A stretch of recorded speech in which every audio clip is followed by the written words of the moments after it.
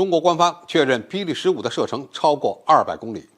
潜藏的信号更是令人惊喜。观众朋友，大家好，我是付天少。近日，航空工业洛阳空空导弹研究院的副主管王家山在一次访谈中透露，霹雳15空空导弹的最大射程确实超过200公里，整体性能居于全球之外。这也意味着出口型的霹雳15E的射程被限制在145公里是刻意的，但即使是这个射程，已经超越了西方最先进的空空导弹。巴基斯坦之所以引进歼十 C 和桠龙3战斗机，很大程度上就是看中了霹雳15导弹所带来的空战优势。现在的问题是，霹雳15的射程超过200公里，到底意味着什么？首先，双脉冲发动机的优势非常大。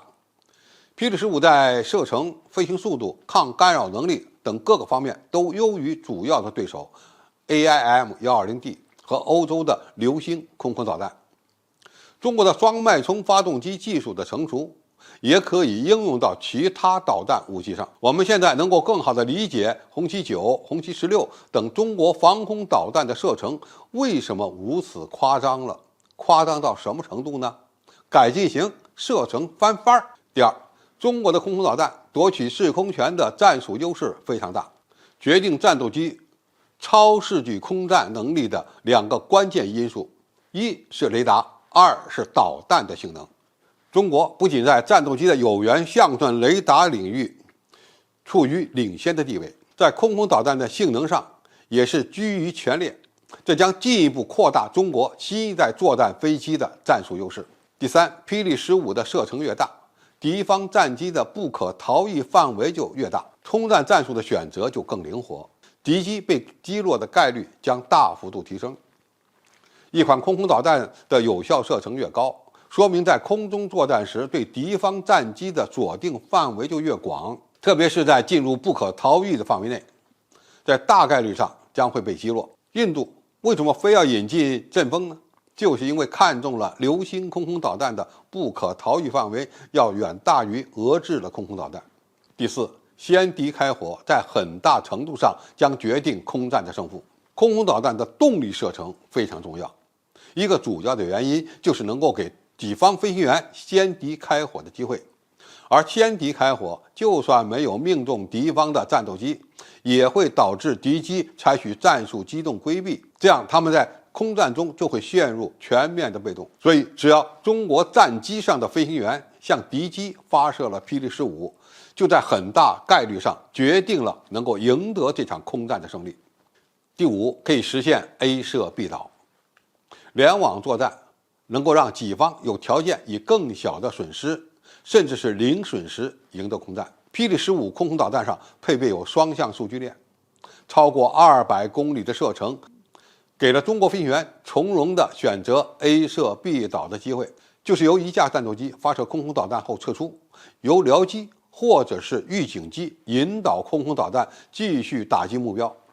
这样就可以避免己方战斗机进入敌方空空导弹的射程范围内，这是一种追求己方零损失的有效战法。第六，装备了远距空空导弹以后，攻击敌方预警机和加油机等高价值目标的机会就会更多。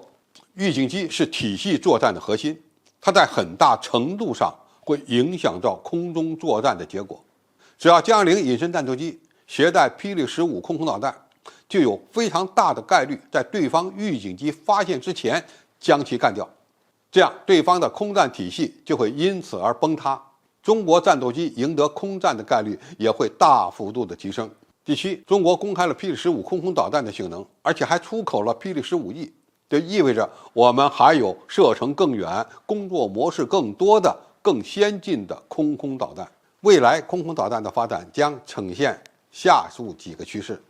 一是射程超过300公里，主要用这种导弹打击敌方的预警机、加油机、运输机等大型目标；二是发展采用红外成像制导方式的超视距空空导弹，与具备红外搜索跟踪能力的隐身战斗机相配合，实现全过程不开雷达的被动探测歼敌。三是发展远程反辐射导弹型号，专门用于对付敌方的空中预警机。第四，未来的空空导弹可以和己方的预警机相配合，由探测距离更远的预警机对其进行战术引导，而预警机引导空空导弹打击目标，这个效率将会非常可怕。而前面提到的反辐射远距空空导弹又能极大地克制敌方的战斗机和预警机的机载雷达的工作。预计随着技术的进步，中国在空空导弹的发展领域已经步入了自由王国，领先于世界。好，今天的评述就到这里，谢谢大家收看，我们下期再见。